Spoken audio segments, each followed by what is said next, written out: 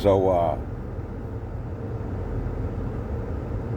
second part of Paid in Full, Mitch was coming up in the game and, was running a spot. He had a couple workers, and one of his workers claimed he got robbed. And Mitch said, "Who robbed you? I'm not going to work with you until you find a person who robbed you and let me know who they are." And Lucky had lucked up and found a connect. He didn't want to mess with the other guy, the grimy dude, who had gave his mother some money for groceries and tried to get him on selling heroin, 100 a pop. Like I told you, heroin was 100 a pop back in the 90s. Now you can get $10, $20, little packages of heroin, and they come in a little paper envelope, little powder. But it's, heroin is also called diesel, heroin.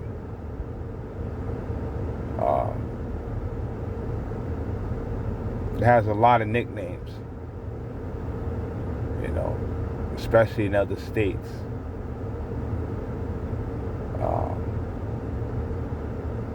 They got platinum heroin, platinum kush weed. Try this heat down. But Lucky lucked up and ran into a Spanish connect, a guy who was making millions off of cocaine, but he didn't have no car. Which proves you can't judge a book by the cover. And in this dream, the CD that the universe had put in, and wanted to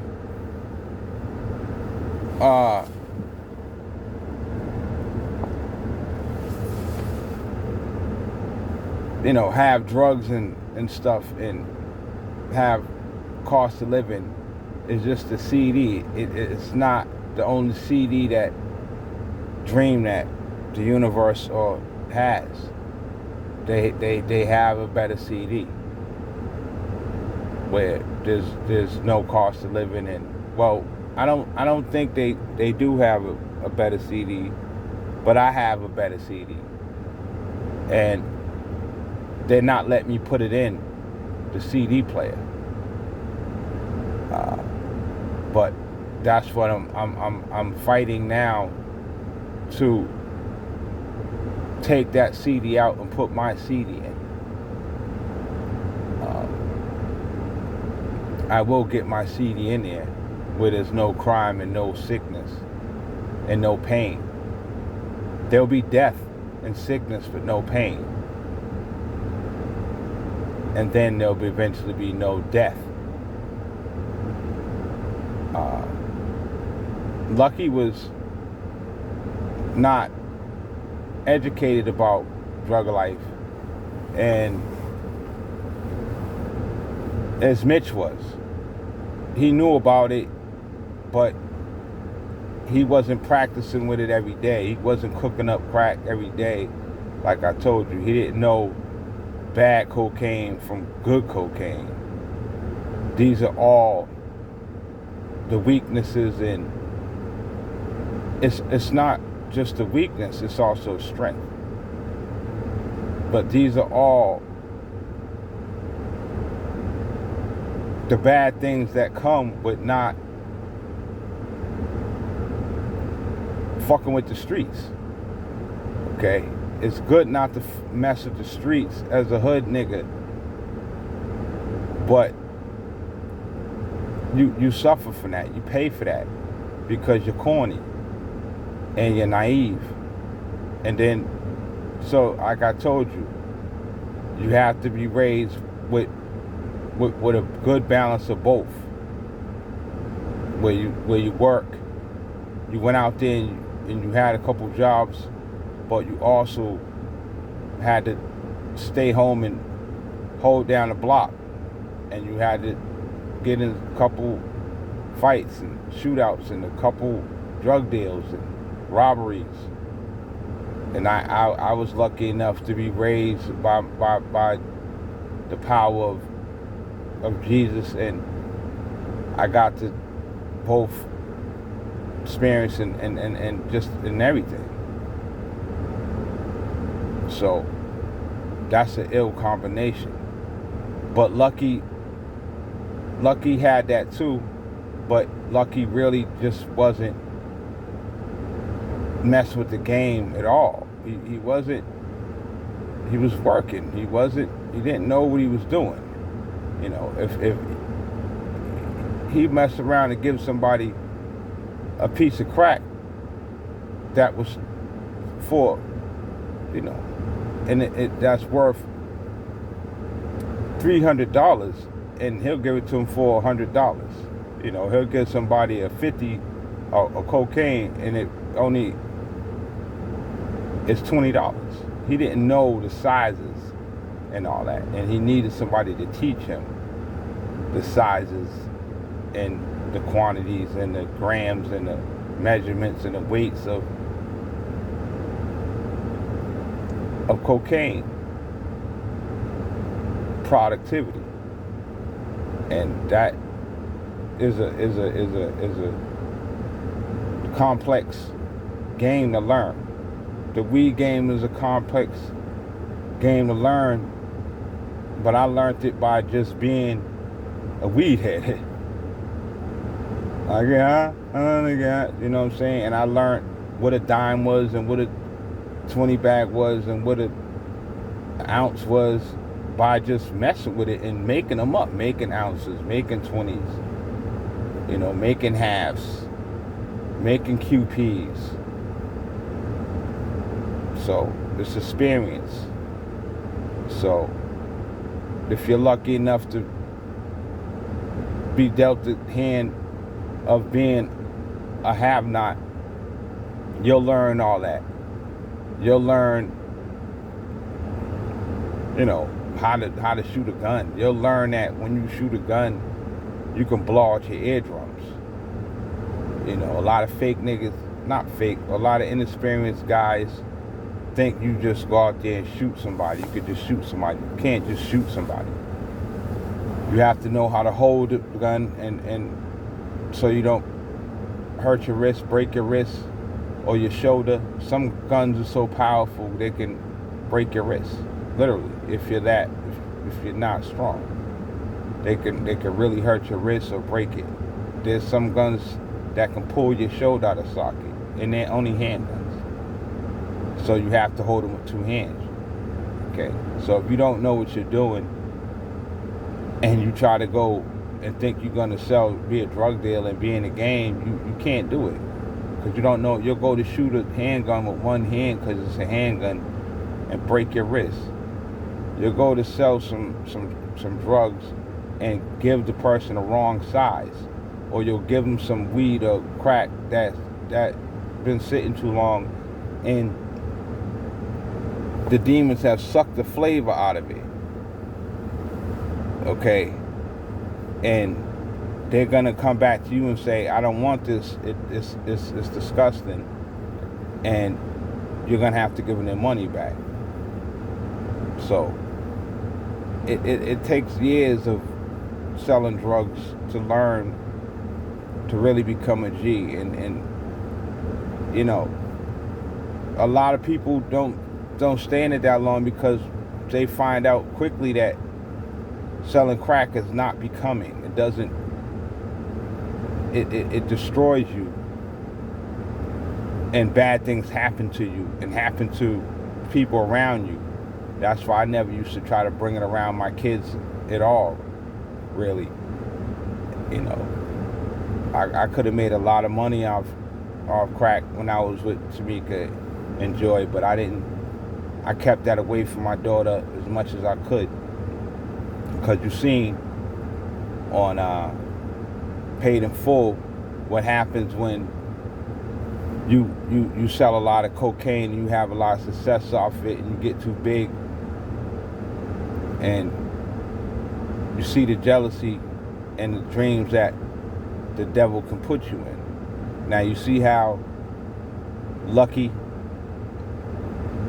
got his own connect and put everybody on, and then that kid that got out of jail, Ace Boogie, he got out of jail and was jealous of Lucky, and Ace Boogie asked Lucky for a higher position on that corner that Lucky gave him, and Lucky told him no.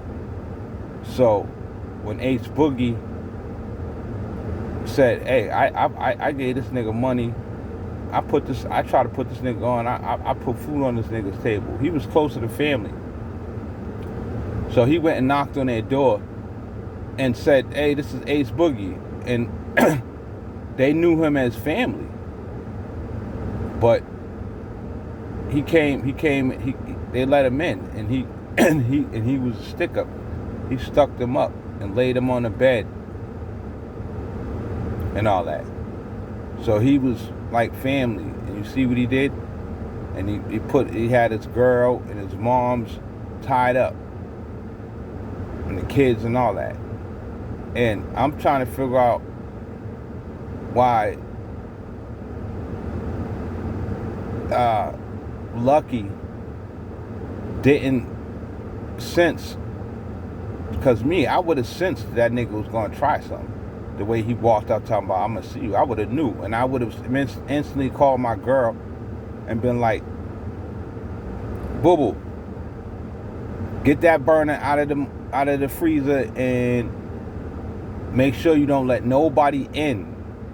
Why did she let them in? She had to let him in because the door was locked when he got home. How did they get in the house? They had masks on. I know they didn't approach. She didn't come in there like that with the mask on. It doesn't make no sense how they got in the house. He didn't have a key. So, see what I mean? Lucky wasn't prepared. Lucky didn't prepare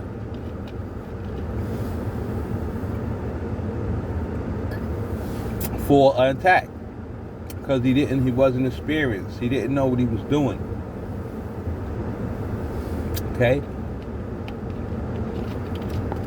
He was a good dude who just wasn't naive, but I mean, he should have known the money he was making off that. You got to have somebody there protecting your family. If you ain't gonna hire a police officer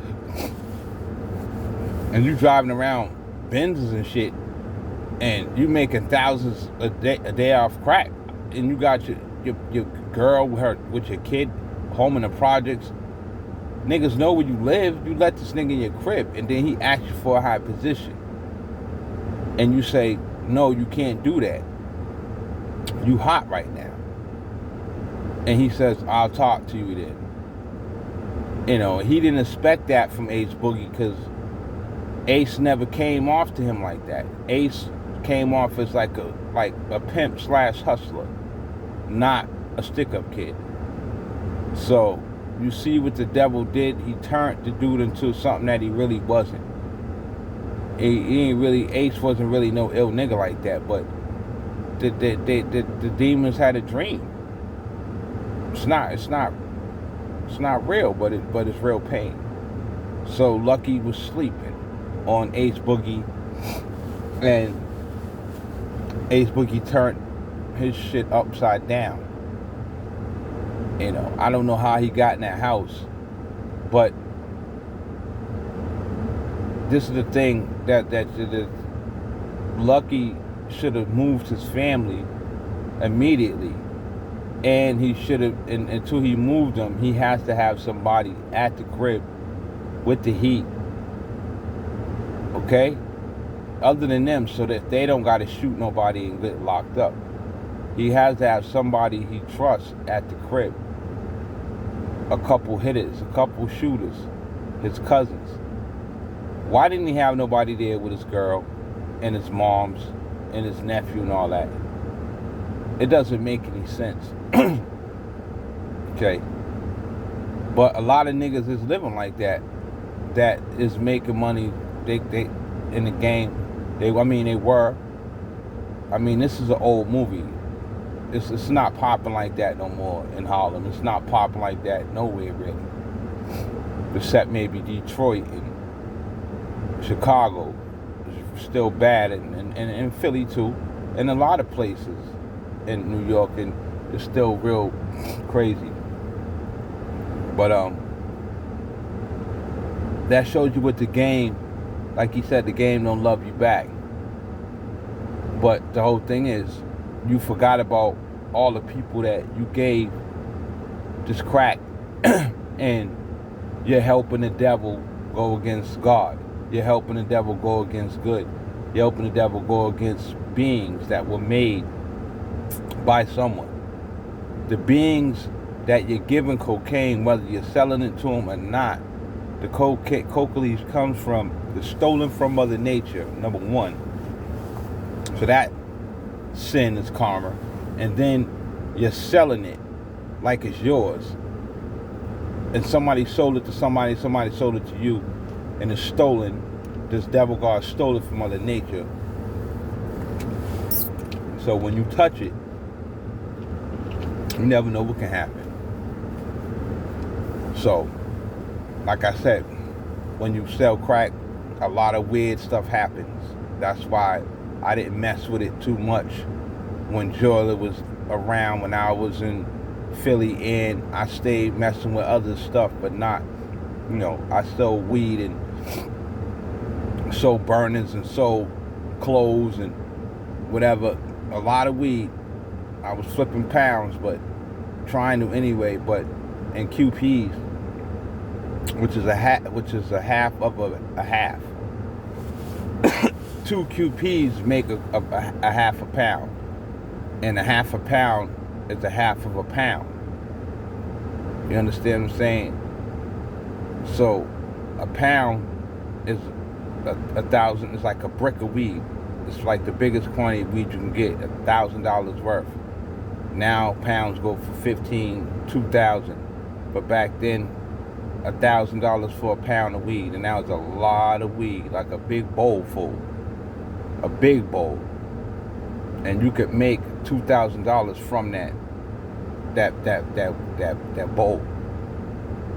With crack is the same thing. With a key, 25,000, but you could make 50,000 off it because it's broken up into smaller grams. So, let me get back to you.